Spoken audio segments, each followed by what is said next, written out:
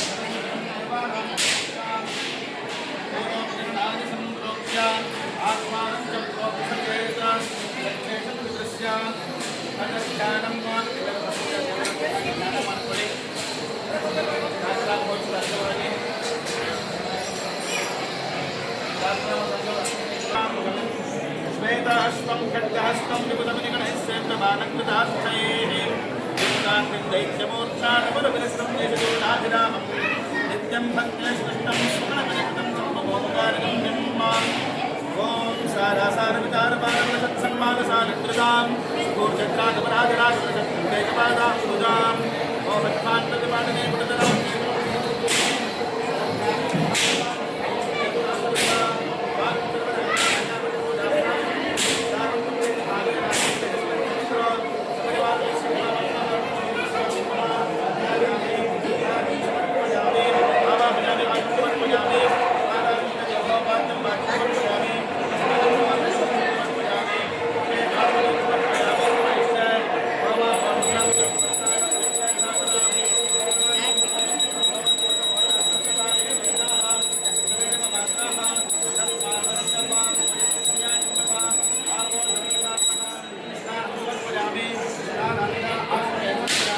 ಮತ್ತು ಮಲ್ಲಾರ ಸಂಹಾರದ ಪ್ರತೀಕವಾಗಿ ಪರಮೇಶ್ವರನು ಮಾರ್ತಾಂಡ ಭೈರವ ಸ್ವರೂಪದಲ್ಲಿ ಅವತಾರ ತಾಳಿರ್ತಕ್ಕಂಥ ದಿನವೇ ರಥಸಪ್ತಮಿ.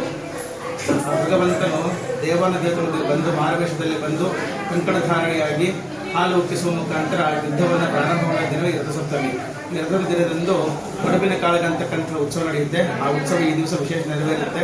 ಮತ್ತೆ ಭಕ್ತಾದಿಗಳು ಈಗಲೂ ಕೂಡ ಈ ಉತ್ಸವವನ್ನು ವಿಶೇಷವಾಗಿ ಆಚರಣೆ ಮಾಡ್ತಾರೆ. ಎಲ್ಲ ಭಕ್ತರು ತಮ್ಮ ಮನೆಯಲ್ಲಿರ್ತಕ್ಕಂಥ ಕ್ಷೀರವನ್ನು ತೆಗೆದುಕೊಂಡು ದೇವಾಲಯಕ್ಕೆ ಸಮರ್ಪಣೆ ಮಾಡ್ತಾರೆ. ಆ ಹಾಲನ್ನು ಉಕ್ಕಿಸಿ ಯಾವ ದಿಕ್ಕಲ್ಲಿ ಆ ಹಾಲು ಉಕ್ಕಿತೋ ಆ ದಿಕ್ಕಿನಲ್ಲಿ ವಿಶೇಷವಾಗಿರ್ತಕ್ಕಂಥ ಮಳೆ ಬೆಳೆ ಸಮೃದ್ಧಿಯಾಗಿರ್ತಕ್ಕಂಥ ಭಕ್ತರ ನಂಬಿಕೆ ಆಗಿದೆ. ಆ ಪ್ರಕಾರವಾಗಿ ಈ ಒಂದು ಸಂವತ್ಸರ ವಿಶ್ವಾಸನಾಮ ಸಂವತ್ಸರದ ಈ ಹಾಲು ಉಕ್ಕಿಸುವ ರಥೋತ್ಸವ ಕಾರ್ಯಕ್ರಮ ದಿನದಂದು ಉತ್ತರ ದಿಕ್ಕಿನಲ್ಲಿ ಕ್ಷೀರ ಉಕ್ಕಿದ್ದು ಮಳೆ ಬೆಳೆ ಸಮೃದ್ಧಿಯಾಗುತ್ತೆ, ಉತ್ತರೋತ್ತರ ಅಭಿವೃದ್ಧಿ ಆಗ್ತಕ್ಕಂಥ ನಂಬಿಕೆ ನಮ್ಮೆಲ್ಲ ಭಕ್ತರದ್ದಾಗಿದೆ ಅಂತ ತಿಳಿಸಲಿಕ್ಕೆ ಹರ್ಷವನ್ನು ಪಡುತ್ತೇವೆ.